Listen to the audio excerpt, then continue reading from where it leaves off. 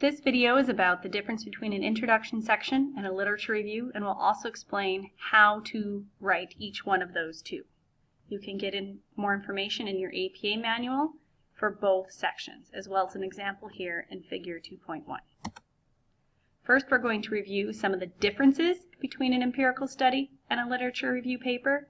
Remember, an empirical study, introduction, an empirical study has other sections, methods, results, and a discussion, and there's actually a study that you're conducting. Whereas a literature review is also its own thing, but there's no other sections to the paper. The whole point of the paper is just to review the literature.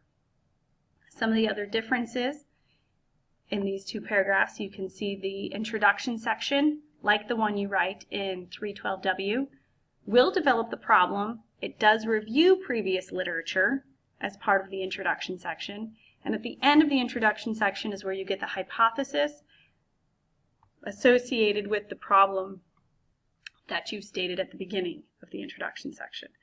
Whereas a literature review paper, like the one written in HDFS 315Y, defines and clarifies a problem, so it also has a problem, and it presents kind of a state of the literature. In this literature, it will identify gaps, inconsistency, and it will conclude by suggesting next steps for research.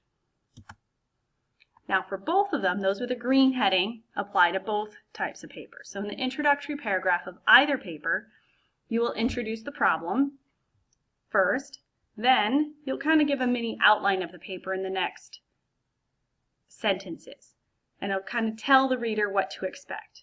You'll include a thesis statement, and you'll end with kind of a hook moving on to the next paragraph, or the first paragraph of the body of the paper. Here's an example.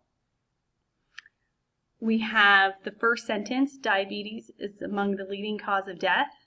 It's giving a statement of the problem, and here I'm going to highlight them. So we've introduced the problem first.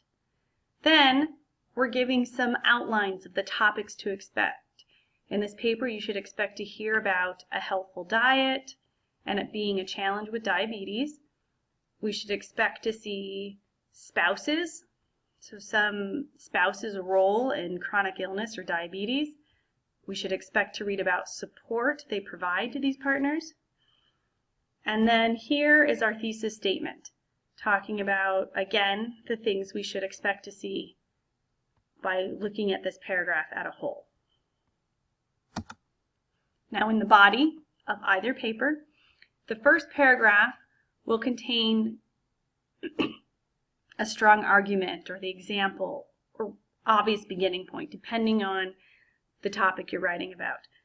The first sentence will include a reverse hook. It'll relate back to what we read in the end of the introduction. So it'll pull down one of those topics and start talking about it. And you should get that topic sentence of this paragraph right at the beginning, first or second sentence. And the topic will relate back to the thesis that you made in the introductory paragraph. The next sets of paragraphs will do the same thing. They'll follow that same pattern. Be sure in all of the paragraphs in your body of the paper, state a topic that relates to your thesis. That again was stated all the way back at the beginning. Be sure to cite peer-reviewed work that back up the topic and integrate your articles together.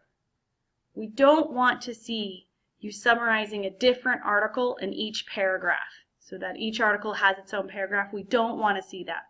We want to see that you have a topic that relates back to your thesis, and then you're giving citations. So you may likely have multiple citations in one paragraph from different articles.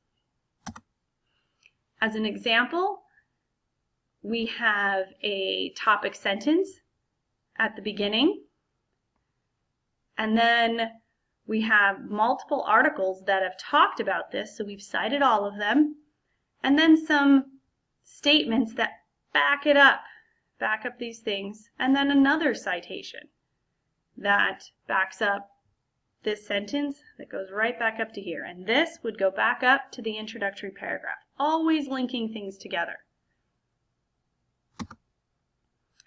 After you've finished all of the body and however many paragraphs and subsections that you have, you will have a conclusionary paragraph.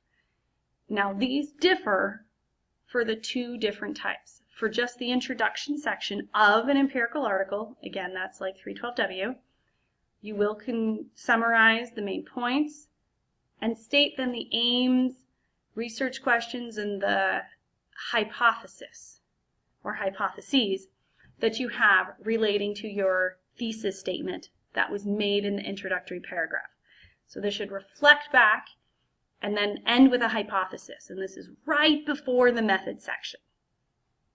However, in a literature review paper, we will again conclude by summarizing the main points, but this one will go on to talk about the next step for research. Where should we go from here? What should we see next? And then that's the end of the paper. There's no more sections other than your references after the conclusion of a literature review paper. Now I have examples, one for each of them. For the empirical introduction, we have summarizing the main points, then listing the aims, and then the hypotheses. Whereas for a literature review paper, we summarize the main points and give the next steps.